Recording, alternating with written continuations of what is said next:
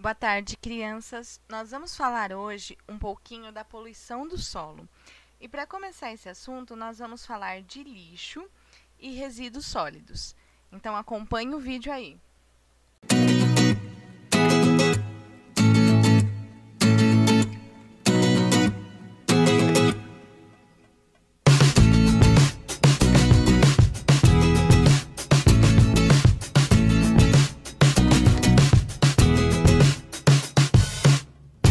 Então, nós temos vários bairros que o lixo que deveria estar sendo coletado e descartado corretamente, eles são jogados no meio das ruas, nas margens das estradas onde as pessoas convivem. Nós vimos que o lixo sempre foi produzido pelos nossos ancestrais, mas antigamente eles eram utilizados de uma maneira mais natural, então a natureza dava conta. Então, restos de plantas, de animais que a gente usava na alimentação, acabava virando adubo com a decomposição. Hoje nós temos lixos industriais e tecnológicos, os quais, quando são jogados no lugar errado, a natureza não dá conta.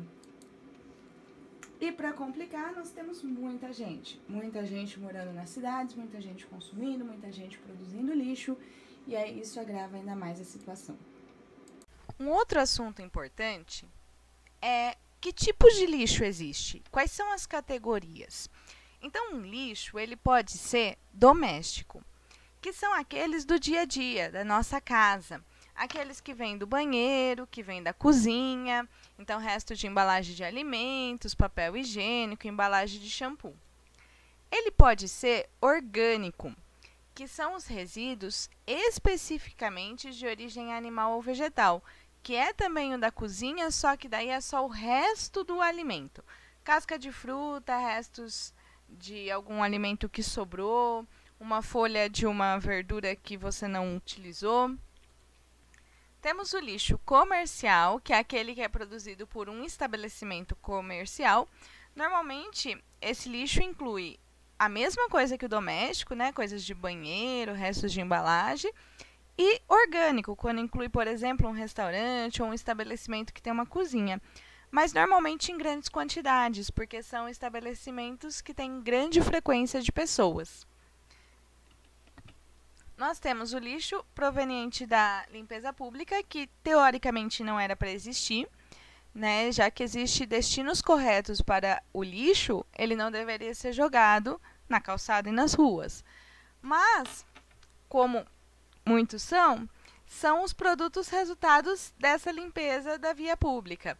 Ou também restos de folhas que caíram das árvores, das ruas, restos de poda de plantas.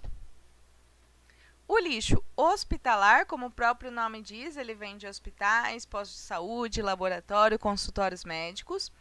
E esses daqui, galera, eles têm que estar com uma destinação especial. Porque esse lixo ele pode estar contaminado com micro-organismos patogênicos. Patogênicos são aqueles que causam doenças. Então, pode ter bactéria ali que, se alguém se mexesse e utilizar desse lixo ou se machucar nele, pode contrair alguma doença. Normalmente, o destino desse é a incineração, que é um processo de queimar o lixo de uma maneira especial, com um filtro nos gases e tudo mais. Ou a autoclave, que é um aparelho que, para vocês entenderem, ele parece uma panela de pressão gigante e que ele ferve alguns equipamentos para matar as bactérias e os micro-organismos que tenham ali. E aí você poderia esterilizar ele para evitar essa contaminação, por exemplo, do ambiente. O lixo industrial, que é gerado pelas indústrias, e daí varia muito de acordo com o que a indústria faz. Então, se é uma indústria que trabalha com ácido, o lixo inclui o ácido. Se trabalha com metal, tem o metal. Depende da atividade dela, e daí o destino desse lixo vai ser de acordo com qual for ele. E o lixo radioativo, que é aquele das atividades que envolvem materiais radioativos. Pesquisas nucleares, hospitais, usinas nucleares. E que, por enquanto, galera, nós não temos uma maneira específica de resolver o problema do lixo nuclear. Então, eles devem ser descartados em recipientes especiais que deverão obter tratamento e armazenamento específicos para evitar a contaminação do ambiente das pessoas, que seriam esses tonéis aqui que evita que passe a radioatividade, e eles ficariam aí armazenados em alguns galpões e tal. Existem algumas ideias sobre o destino desse lixo radioativo. E se cada tipo de lixo for destinado da maneira correta, a gente não tem a contaminação ambiental. Para onde vai o lixo das nossas casas? Pelo menos para onde ele deveria ou não deveria ir. Por muito tempo, o lixão a céu aberto era o cenário de vários depósitos de lixo. Era um terreno qualquer que a galera jogava o lixo. Esse terreno não tinha proteção nenhuma no seu solo, então a decomposição jogava o líquido do solo, contaminando toda a região, contaminava os lençóis freáticos e os rios.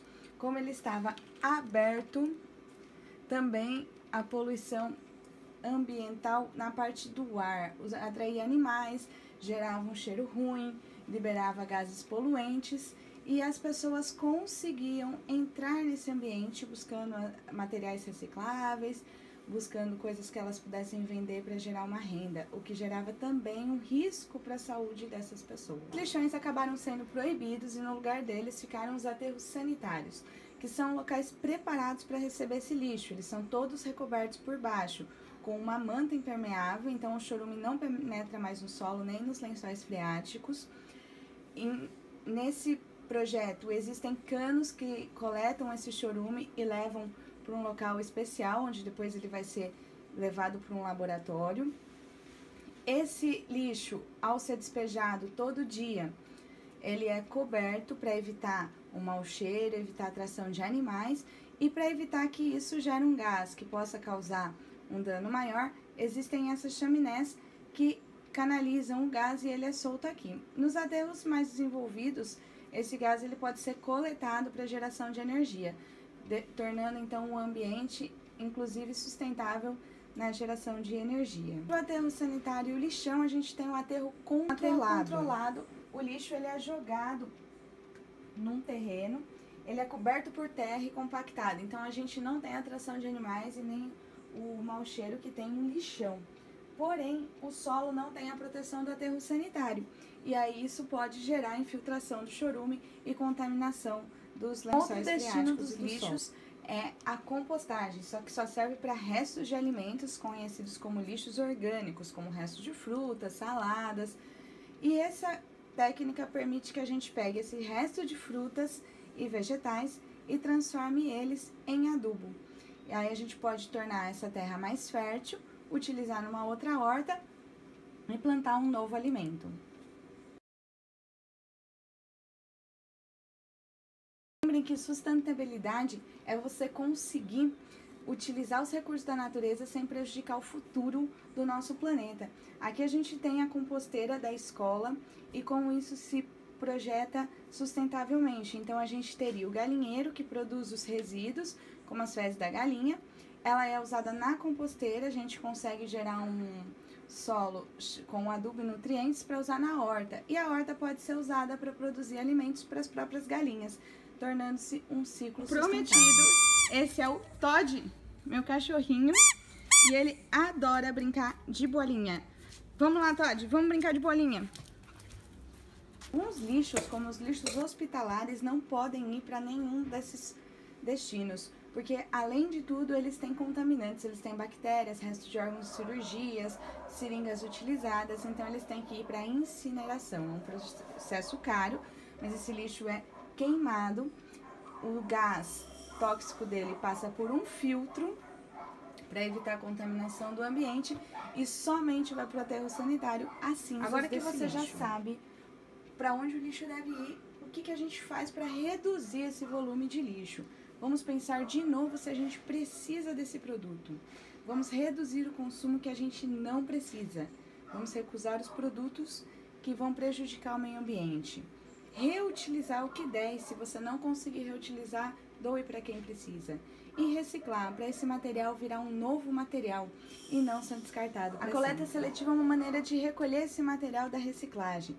E cada cor representa a coleta de um material. Lembrando que o que é descartado na reciclagem tem que ser limpo e seco para evitar a contaminação. Pessoal, queria destacar aqui para vocês o significado desse símbolo, que é o símbolo da reciclagem. Nós temos aqui 3 setas e cada uma dessas setas ela representa um setor envolvido na produção do produto ou no seu consumo. Então, uma seta seria a indústria, que é quem vai produzir esse bem que você vai utilizar. A outra seta seria o consumidor, que é quem vai utilizar esse produto. E a terceira seta representa a reutilização para uma nova produção, para ele voltar, então, como um material que forneça uma nova matéria-prima para a indústria. Então, produz, consome e volta para ser reutilizado. Esse é o significado dos símbolos da reciclagem. Lixo inúmeras vezes aqui, mas lixo é um termo popular. O termo correto é resíduos, para aquilo que a gente puder, de alguma maneira, reaproveitar, reciclando, reutilizando.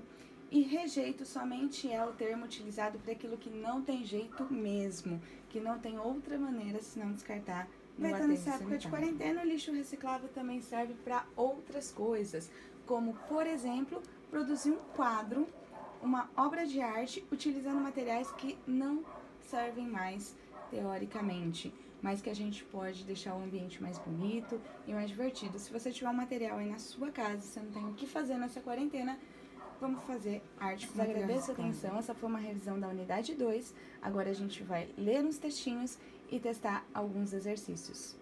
Espero que vocês tenham gostado.